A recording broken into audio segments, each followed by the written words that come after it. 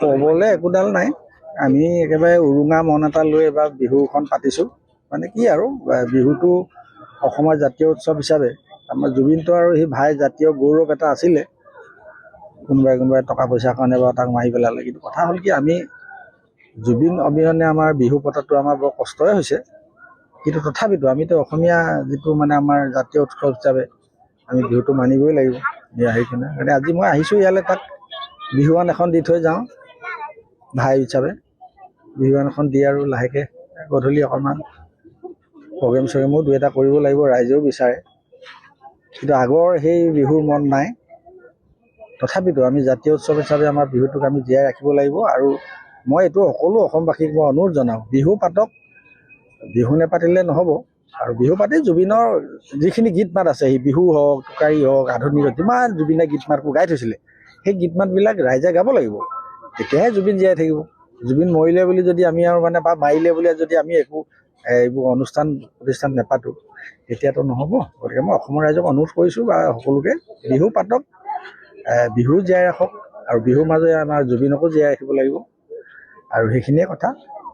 আৰু আজি আপোনালোকৰ জৰিয়তে মই গোটেই অসমবাসী ৰাইজক বিহুৰ শুভেচ্ছা জনালোঁ। জুবিনৰ লগত মোৰ ধেমালিটো অলপ বেলেগ ধৰণৰ আছিলে আৰু আমাৰ মানে কি দুয়োটাই মৰম চেনেহটো আমাৰ বা ৰাস্তাটো গান গাওঁ কেতিয়াবা দুয়োটাই লগ লাগিলে বা সেইটো গান গাওঁ। তাৰ খুব ভাল পোৱা বিহু এটা আছিলে বাৰু, চেনাই বাখৰুৱা এই মোৰে মন মহিলি। কালি সাজ বেছি খাই দিলোঁ দেই, নিচা লাগিব। চকুৰে টিপতে কিনো আশা দিলি, ভালৰি বোলাওতে বুকু জ্বলাই জ্বলাই এই মোকে নথগিবি, এই জ্বলাই নেমাৰিবি মোক। ধন্যবাদ দেই।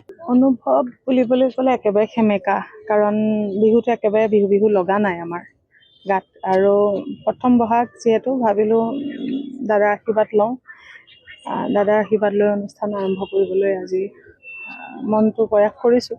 তথাপিতো ক'ৰবাত মানে ফূৰ্তিটো বুলি ক'ব নাই, আমাৰ গোটেই অসমৰ মানুহে দুখত আছে বুলিয়ে ক'ব লাগিব।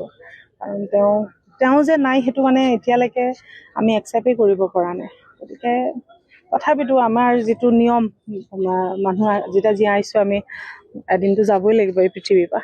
তথাপিতো আমাৰ সদায় হৃদয়ত জুবিন দাক সদায় মৰা, এই মানে যেতিয়ালৈকে জীয়াই থাকোঁ তেতিয়ালৈকে জুবিন দাক সদায় জীয়াই ৰাখিম আমি আমাৰ হিয়াৰ মাজত। আজিৰ পৰা আৰম্ভ আছে, কিন্তু এবাৰ সেমেকাই, কাৰণ বহুত অনুষ্ঠান তেনেকৈ হয়ো নোহোৱা নিচিনাই হৈছে। গতিকে দাদাৰ আচলতে জীয়াই থাকোঁতেও আমি দাদাৰ গীতবোৰ আমি গাইছিলোঁৱেই। আৰু এইটো নহয় যে জুবিন দা নাই কাৰণে তেনেকুৱা নহয়, কিন্তু জুবিন দাত জীয়াই থাকোঁতেই আমি অনুষ্ঠানত তেওঁৰ গীত আমি লৈছিলোঁ। আৰু এতিয়াতো আৰু কথাই নাই। গতিকে তেওঁৰ সৃষ্টিৰাজিবোৰ ইমান ধুনীয়া ধুনীয়া গীত, আমাক ইমান ভাল ভাল কাম তেওঁ দি থৈ গৈছে। গতিকে তেওঁক আমি গীতৰ মাজেৰে তেনেকৈ ধৰণকেই আমি প্ৰতিখন মঞ্চত আমি তেওঁৰ গীতবোৰ পৰিৱেশন কৰিম।